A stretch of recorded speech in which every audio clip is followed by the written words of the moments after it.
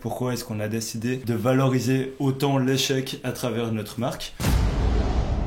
Ici en Suisse, peut-être en France et en général en Europe, j'ai l'impression que l'échec est très peu valorisé. On a tendance à dire qu'il ne faut pas faire d'erreur. Je pense que ça vient de l'école aussi. Fais pas de faute, comme ça tu auras une bonne note. C'est quelque chose qui est vraiment dévalorisé et on oublie d'expliquer les bénéfices de l'échec, en fait, d'essayer. Enfin, les échecs sont normaux. Si on essaye, on va échouer et que ça peut amener quelque chose de positif au final, quoi. Clairement, hein. Et en vrai c'est aussi pour ça que nous on est là, qu'il y a aussi de plus en plus d'influenceurs sur Insta qui ont un peu cette mentalité. Je pense notamment genre à Hugo Philippe qui parle aussi beaucoup d'échecs ou comme ça, et on essaie de transmettre justement cette vision pour faire comprendre que ça fait partie du jeu, etc. Parce que comme tu le disais, je trouve on a assez tendance à pointer du doigt quand les gens ils loupent quelque chose. Les gens aiment ici se mettre en valeur en rabaissant les autres principalement. En fait, je pense par manque un peu de courage, parce que c'est une société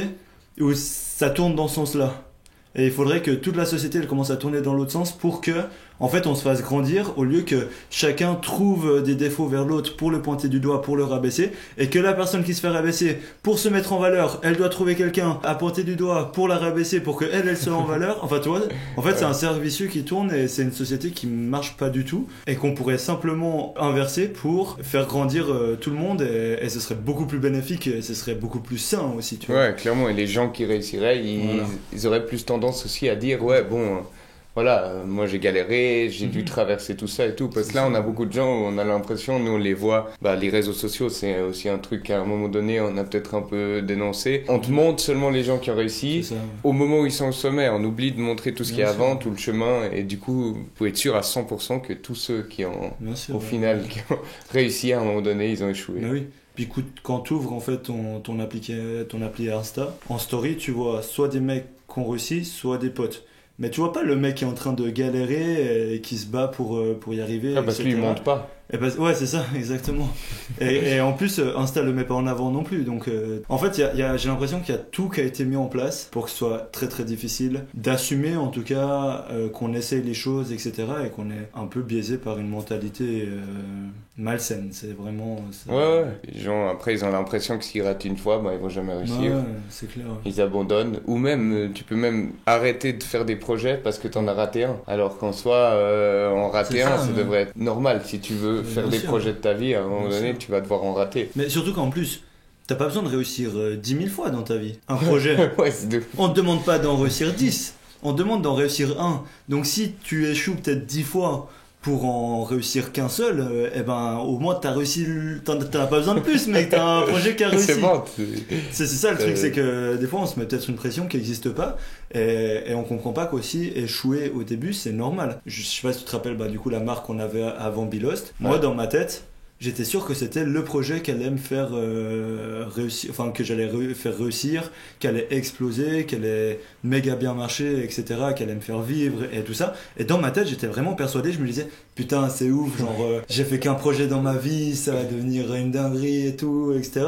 Et au final, non, je me retrouve sans ce projet-là, avec un autre qui marche 10 000 fois mieux, et c'était du coup une sorte de mal pour un bien. Mais sur le moment, tu réalises pas, et par contre, ce que tu dis, c'est vrai, c'est que t'es obligé d'y croire. Tu ne dois pas partir dans un projet et dire il y a moyen que je l'échoue, de toute façon ce sera le prochain. Non, il faut le faire à fond à chaque fois que tu le fais. Mais au moment où tu rencontres l'échec, c'est normal d'être déçu aussi. On dit pas dès le moment où tu échoues, tu dis ah ouais, trop bien, j'ai raté. Non, mais c'est normal, mais à partir de là, tu regardes ce que tu peux apprendre et t'avances, quoi. Exactement, c'est ça. Du coup, c'est un peu pour ces raisons-là qu'on a voulu valoriser l'échec. Parce qu'il est dévalorisé tout simplement, et on a juste voulu lui donner l'importance qu'il mérite tout simplement. Ouais, exactement. Et au final, quand même, je me suis rendu compte avec toutes les vidéos là qu'on poste sur Belost, il y a beaucoup de gens qui ont réussi, qui en parlent. C'est juste, c'est pas mis en avant. Souvent, quand on leur pose la question, ils disent j'ai galéré, j'ai raté ce truc, mais on monte pas, on dit on dit juste regardez ce qu'il a fait de bien. En fait, on parle pas concrètement de l'échec. Ouais. Et les gens, ceux qui ont réussi, ils font j'ai échoué, je suis passé par des situations pas possibles, mais jamais ils décrivent concrètement ce que c'était comme échec, etc. Parce que, encore une fois, c'est toujours difficile à assumer, et surtout, c'est pas bien pris en fait d'un point de vue extérieur. Du coup, pour la suite, la question c'était quel a été ton plus gros échec Et qu'as-tu appris de celui-ci? Bah, on en parlait avant, je pense que c'est clairement la marque qu'on a eue, la première. Mhm. Où nous on s'est dit purée c'est ça, c'est bon, on est bien, on va se mettre bien, les gens ils kiffent, tout se passe bien, et au final bah des illusions pour des raisons auxquelles on s'attendait pas forcément au début, mais je pense que maintenant avec du recul c'était le bon choix et ça nous a permis justement de faire quelque chose de mieux. On n'a pas refait la même chose ou réessayé la même chose d'un autre côté, on a vraiment essayé de développer un truc plus gros, on a peut-être pris plus de temps, on a regardé qu'est-ce qu'on avait fait faux et à partir de là bah, au final pour moi c'était un avantage. Après ça c'est dans le domaine là, après dans le domaine du sport je pense qu'on en a vécu si tu dis quel est le plus gros échec t'en vis tout le temps et je pense que le sport c'est un exemple assez parfait pour l'échec parce que tu regardes même un Messi il va te rater une passe dans un match et il va en refaire une après mais en fait ce que je me rends compte c'est plus tu restes fixé sur ton échec plus tu vas en faire. Bah, l'exemple de Kobe là. Ouais. Je crois que tu me parlais où il avait fait airball sur airball et il continuait et il disait quoi après? Lui il se disait c'est pas grave le prochain il rentre. Voilà. Bah mais il shootait airball. Pas grave, le prochain il rentre. Et au final, il finit un match à, je sais plus, 50 points. J'ai l'impression que quand tu restes fixé sur un échec, tu dis, oh purée. Après, tu commences à réfléchir. Bah, tu penses à l'échec, en fait. C'est un peu la loi de l'attraction. Ouais, exact. Et on le vit souvent, en vrai, ça. Bah, nous, typiquement, on a une des consignes qu'on reçoit tous les jours, qui est de pas mettre un ballon dans le fil. Si on dit, ne mets pas le ballon dans le fil, le premier truc ce qui te vient à l'esprit, c'est ta putain de balle qui se retrouve dans le fil, tu vois. Bah, et du coup, voilà, dans la tête, c'est vraiment hyper tricky et c'est pour ça que savoir gérer ses pensées, les comprendre, les accepter aussi, bah c'est hyper important pour se focaliser sur les choses qui sont importantes, tu vois, et sur les choses qui sont un peu positives, etc. Comme Kobe qui dit ouais le prochain c'est bon, il rentre, alors qu'il enchaîne les airballs, mec. Moi je commence un match comme ça, je me décompose. Ouais, c'est ça, parce que tu dis merde, je vais nous le rater. Putain, fais chier, le prochain, c'est sûr, ça va me faire un autre truc, j'ai loupé un autre truc, etc. Tu vois. Et du coup, c'est un peu une sorte d'engrenage. Mentalement, il faut être monstrueux pour que, à chaque fois qu'il y a un échec qui t'arrive ou comme ça, tu le comprennes déjà et que tu te dises, vas-y, mais c'est pas grave, la prochaine, elle va passer, etc. Même si tu les enchaînes. Ouais. De toute façon, t'as rien à y gagner. T'as vraiment rien à y gagner de penser à cet échec, tu vois. Ouais. Même si t'en fais 10 à la suite, t'as rien à y gagner non plus, tu vois. Le seul truc que t'as à y gagner, c'est essayer de tourner un peu dans ta manière de faire et de penser pour te reprendre tout simplement, mais sinon il y a jamais rien à en gagner de se décomposer ou quoi que ce soit. Après on parle d'émotions, de ressenti aussi, ça après c'est très dur. Après il y a des techniques, sûr, bah voilà, c'est théorique, donc ouais, il y a des psychologues de sport, il y a pas mal de trucs, visualisation et tout. Tu t'imagines, tu fais une boule de papier, tu le jettes au fond du terrain et tu iras le chercher à la fin. Il y a plein de trucs comme ça parce que c'est connu que ça arrive à tout le monde. Bien sûr que c'est facile à dire en théorie, mais c'est un truc qui arrive à plein de monde. C'est pour ça que les vraiment joueurs de haut niveau, ils bossent avec des sportifs de haut niveau et tout. Et après, il y a un truc, c'est ce que tu disais, mets pas la balle dans le filet.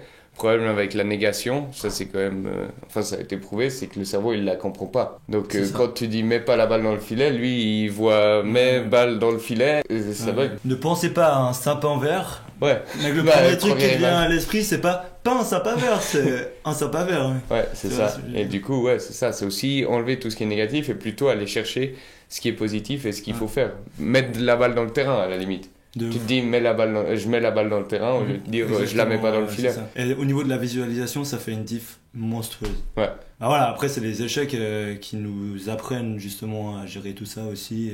Et avec le temps, l'expérience, etc., tu progresses. Mais clairement, les échecs, si je dois revenir sur mon plus gros échec, j'aurais tendance à dire aussi le même que toi. Ouais.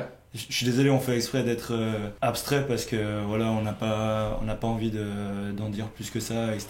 Mais il y avait un moment où c'est vrai que c'était hyper compliqué quand même d'un point de vue parce qu'en plus les relations c'est toujours un truc assez tricky. Et, je pense que cet échec-là, typiquement, moi c'est la meilleure chose qui me soit arrivée avec du recul. Si on regarde ce qu'on a créé et l'ampleur que ça a pris par rapport au premier projet, c'est incomparable. Et en fait, je pense que ce succès qu'on a eu avec Bilost, clairement, on le doit un peu à tout ce qu'on a appris dans notre premier projet. Et c'est pour ça que moi, je pense que les gens devraient continuer à toujours essayer et peut-être essayer d'autres choses quand ça marche pas forcément, parce que peut-être que ça joue à rien et que t'as tellement appris avec les échecs, avec ce que t'as créé avant, que tu connais comment mettre en place les choses pour un nouveau projet. qui aura un bon lancement, qui va durer dans le temps, etc. Et peut-être que ce deuxième, il va quand même pas marcher, mais tu auras appris peut-être un autre truc qui, dans ton troisième projet, te fera adapter différemment à certains moments, etc. Et peut-être des fois, tu sais, t'es dans les... typiquement, tu peux te lancer dans un marché qui va pas par rapport au monde actuel, tu vois. Genre, il y a des trucs où, typiquement, pendant la pandémie, je sais pas, mais je pense qu'il y avait des marchés, la restauration... Je suis désolé, c'est pas ta faute si tu foires un restaurant et qu'il y a une pandémie qui te tombe dessus, tu vois. Clairement, tu lances juste avant qu'il y ait la pandémie. Il y a des trucs aussi que toi, tu peux pas contrôler, c'est pas que t'es mauvais. Il y a des échecs qu'il faut aussi accepter et puis juste être capable d'être assez ouvert d'esprit pour se remettre en question et essayer de réfléchir à, ok, bon, qu'est-ce qui me plaît déjà? Qu'est-ce qui pourrait intéresser les gens, tout simplement? Parce que c'est vrai que pour moi, faut prendre en compte l'audience. Parce que moi, par exemple, j'aime bien faire des vidéos sur Call of Duty, mais mon audience, elle en a rien à cirer, tu vois, donc je vais pas me mettre à faire une vidéo sur Call of Duty, tu vois. Et pourtant c'est un truc qui me passionnerait, enfin je kiffe. Tu fais comme un loisir à côté. Voilà, c'est ça, tu fais. Si tu veux, tu fais tes vidéos, tu les regardes le soir tout seul, mais tu les partages pas, quoi.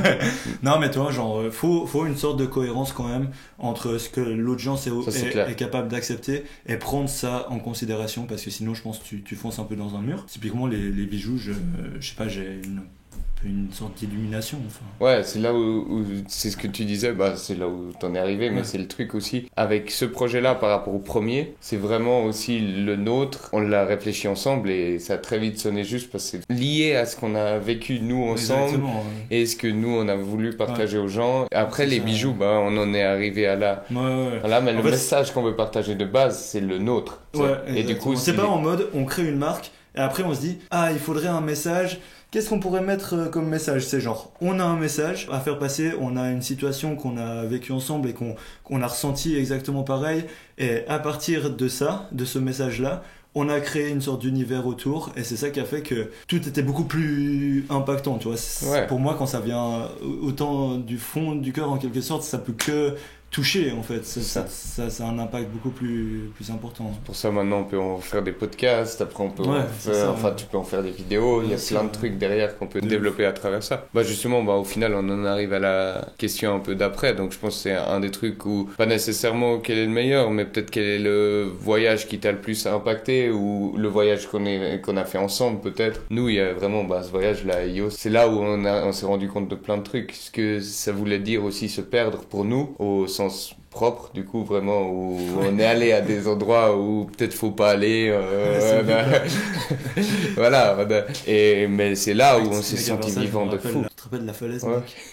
On était cons, mec. Oui, on a été bêtes. Tu sais que je viens de capter, mais j'ai l'image là de quand on était en train de descendre une falaise, et littéralement, genre, je pense 5 mètres plus loin, il y avait un creux, genre, et en avec 50 mètres de hauteur avec la mer en dessous.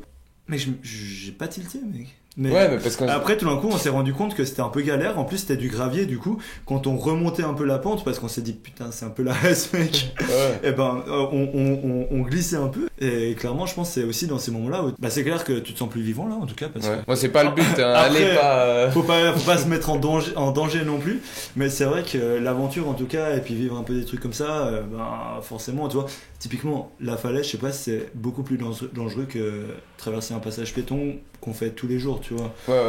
Évidemment, genre, si on peut éviter, on évite, mais dans le sens où, genre, au final, vraiment, on a quand même pris de la marge, etc. Mais avec du recul, c'est vrai qu'on était un peu con de s'être avancé là-dedans.